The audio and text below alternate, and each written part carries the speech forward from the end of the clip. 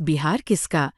Powered by नोवा शुद्ध देसी घी। जब जब खाए दिल खुश हो जाए, सदियों का नोवा शुद्ध देसी घी, सपना स्वस्थ भारत का।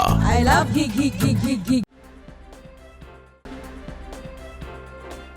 ये रमीज का जो नाम इन्होंने लिया है, ये पूर्व सांसद रिजवान जहीर का दामाद है और बहुत बड़ा अपराधी है भाई। जमानत पाके जाके सीधे तेजस्वी के यहाँ अपना शरण लिया। इसने तो लालू परिवार में भी मारपीट करा दी। और मैं बताना चाहूंगा, जो मैंने कल न्यूज जो है सोशल मीडिया पे और न्यूज चैनलों के माध्यम से सुना कि रोहिणी का जो बयान आया, रोहिणी दीदी का, तो उनका दर्द मैं समझ सकता हूँ।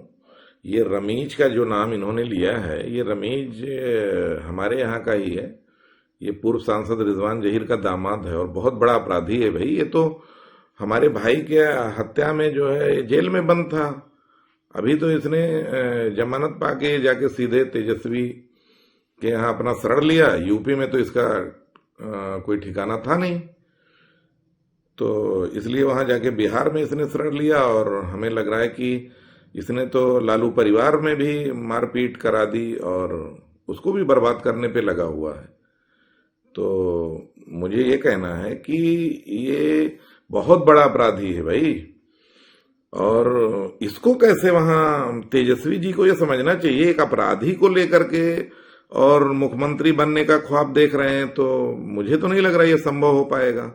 जो अपने घर को ही खुद बर्बाद करके जाके बिहार में छुपा हुआ है, तो ये कैसे संभव हो सकता है भाई। तेजस्वी जी इतने बड़े राजनीतिक घराने से हैं, इनको तो समझना चाहिए ये बातें। उसको हेलीकॉप्टर में बैठा के चल रहे हैं भाई। मुझे बड़ा आश्चर्य हो रहा है इस बात को लेकर के कि तेजस्वी जी मुख्यमंत्री बनने का सपना देख रहे हैं और उसको एक अपराधी को साथ में लेके चल रहे हैं। तो ये जंगल राज नहीं है और क्या है भाई। जो जंगल राज का इन लोगों के ऊपर आरोप लग रहा है, यही वजह है। जब ऐसे अपराधियों को साथ में पालेंगे, शरण देंगे ले जाके, तो जंगल राज का तो एक नमूना है ही है। फिर ये सपना इनका कहां से पूरा होगा। ये तो मैं बधाई दूंगा वहां की जनता को कि उसने एनडीए की सरकार चुनी और इन अपराधियों को जो है वहां ठौर ठिकाना ना मिले। मैं तो यही कहूंगा वहां के आने वाली सरकार से भी मैं कहूंगा और कि ऐसे अपराधियों को बिहार में भी शरण ना मिले। ये तो यूपी से भाग के वहां बिहार में शरण ले लिए हैं ना। तो एक तो रिजवान जहीर, इसका जो ससुर है, वो यूपी के टॉप 10 माफिया में शुमार है और इस समय ललितपुर जेल में बंद है। हमारे भाई के हत्या के आरोप में ये रमीज, इसकी बीवी जेबा और इसका ससुर जो है रिजवान और इसके कई जो है गुर्गे जो मेरे भाई की हत्या किए थे, वो सब आरोपी थे और जेल में बंद हैं। ये इसके ऊपर गुंडा एक्ट से लेके एनएस से बहुत सारे केसेस लगे हैं, फिर भी इन लोगों की आंखें नहीं खुली।